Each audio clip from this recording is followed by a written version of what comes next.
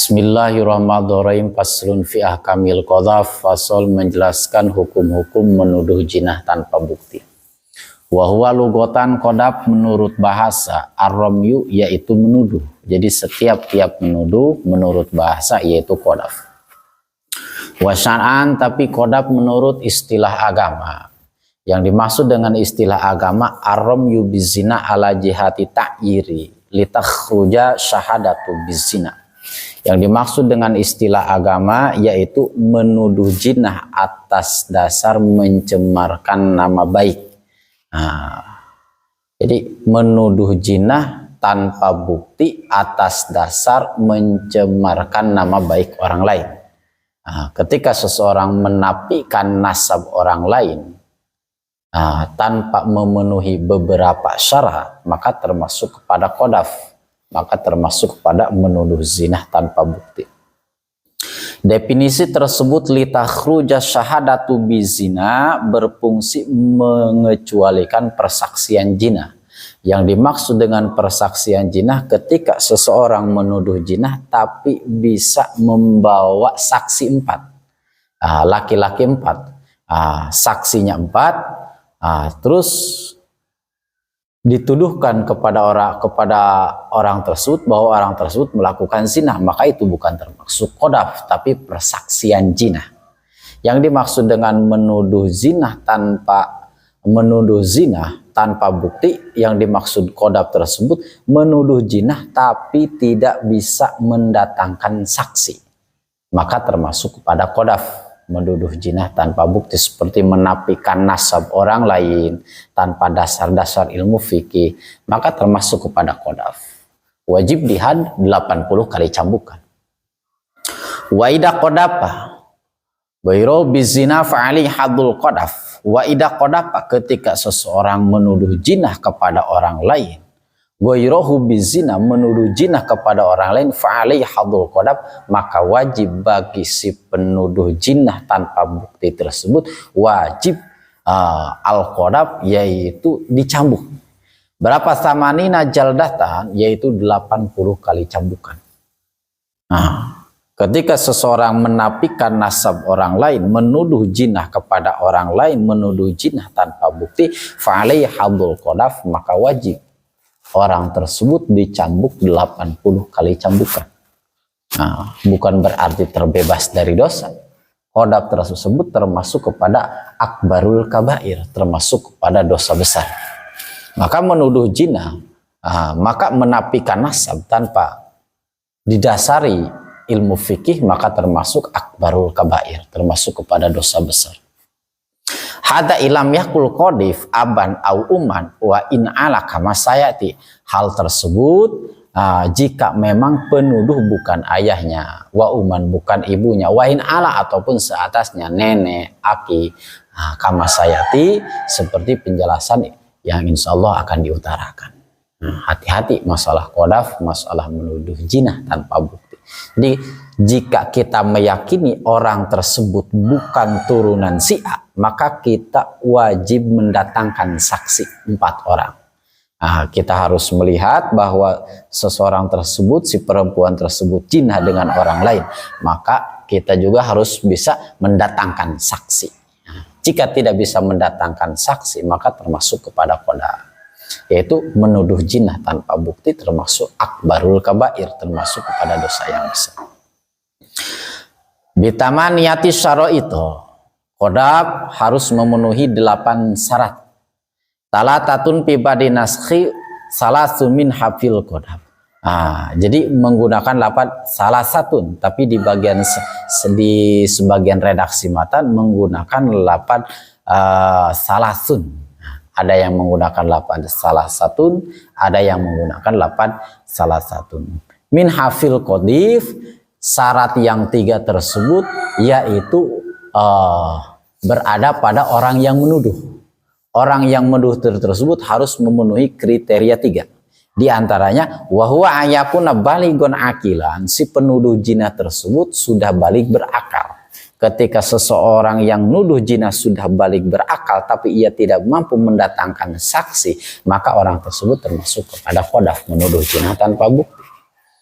Fasobi wal majnun la yuhadani biqadfihi masakhson. Jadi ketika anak kecil ataupun orang gila menuduh zina kepada orang lain, maka tidak bisa dihukum qadaf, tidak bisa dijilid 80 kali jilidan. Wa ala yakuna walidan lil makduf. Syarat yang ketiga, penuduhnya bukan orang tua, bukan ibu, bukan ayah, bukan nenek, bukan kakek, dan seterusnya. Wa in ala. Walau qadafal abu awil umu wa in ala waladahu wa in sapula la hadda alaihi. Maka falau qadafa, sehingga jika seseorang ayah ataupun ibu, meskipun keduanya hingga ke atas, nini, aki sampai ke atas, menuduh zina terhadap anaknya, sampai misalkan menuduh zina kepada anaknya ataupun kepada cucunya, maka tidak terkena hukum had, maka tidak terkena hukum qadaf. Jadi yang dimaksud dengan hukum qadaf yaitu orang lain, ajnabi, menuduh zina, menafikan nasab seseorang tersebut, menuduh zina tanpa bukti. Wa khamsatul fi maqlub, dan 5 syarat tersebut yaitu tertera kepada orang yang dituduh zina. Jadi 3 syarat kepada orang yang menuduh zina, 5 syarat tertuju kepada orang yang dituduh. Wa huwa yakuna musliman balighun aqilun hurran afifan anizina, yaitu orang yang dituduh yaitu orang yang beragama Islam.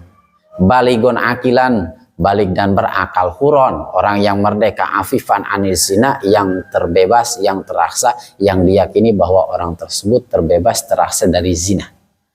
Memang orang tersebut soleh, soleha. Terus ada yang menuduh zina, yang dituduh zinanya muslim, balik, akil, merdeka, afifan anizina. Maka yang nuduh zina tersebut terkena hukum qadaf. Falau hada biqad bisakhsi kafiran aw sagiran aw majnunan aw raqiqan aw zaniyan, sehingga tidak ada hukum had qadaf, tidak berlaku hukum had qadaf kafiron kepada orang kafir, menuduh zina kepada orang kafir, maka tidak terkena hukum qadaf. Au sagiron, atau menuduh zina kepada anak kecil, au majnunan, atau menuduh zina kepada orang gila, au raqiqan au zanian, atau menuduh zina kepada abid, atau menuduh zina kepada zanian, emang orang tersebut melakukan zina. Jadi hukum qadaf tidak berlaku kepada orang kafir, kepada anak kecil, kepada majnun, kepada abid, kepada orang yang berzina. Wa yuhadul hurul qadif tamanina jaldatan. Orang yang merdeka, orang yang menuduh zina, orang tersebut berstatus merdeka, maka wajib dijilid tamanina jaldatan, 80 kali cambukan. Hati-hati ketika menafikan nasab tanpa menggunakan ilmu fikih, maka orang tersebut terkena hukum qadaf, wajib dihad 80 kali cambukan. Wa yuhadul abdu arba'ina jaldatan, ketika yang menuduhnya tersebut abid, maka terkena hukum qadaf 40 kali cambukan. Wa yaskutu anil qadif hadul qadfi bitalatati asya'a. Namun had qadaf tersebut bisa menjadi gugur. Had qadaf bisa menjadi gugur dengan 3 perkara. Ahaduha iqamatul bayinah sawaun kanal makhluf ajnabian au jauzatan. Yang pertama, mendatangkan saksi, baik yang dituduh orang lain ataupun yang dituduh istrinya sendiri.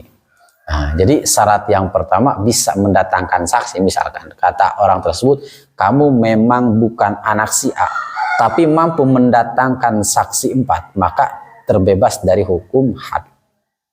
Watani madkurun fi qauli au aful makdub andil qadif. Syarat yang kedua disebutkan di dalam perkataan musonib, orang yang dituduh memaafkan. Ketika seseorang menuduh zina dan yang dituduh zinanya memaafkan kepada yang menuduh zina, maka ketika memaafkan terbebas dari hukum qadaf. Watalitu madkurun fi qauli awilian fi haqqi jaujah. Syarat yang ketiga disebutkan dalam perkataan beliau melakukan sumpah li'an. Jadi dari bab li'an, sumpah li'an di dalam hak istri. Jadi maksud dari sumpah li'an, seseorang tersebut melakukan sumpah di atas mimbar, disaksikan oleh hakim dan paling sedikitnya 40 orang.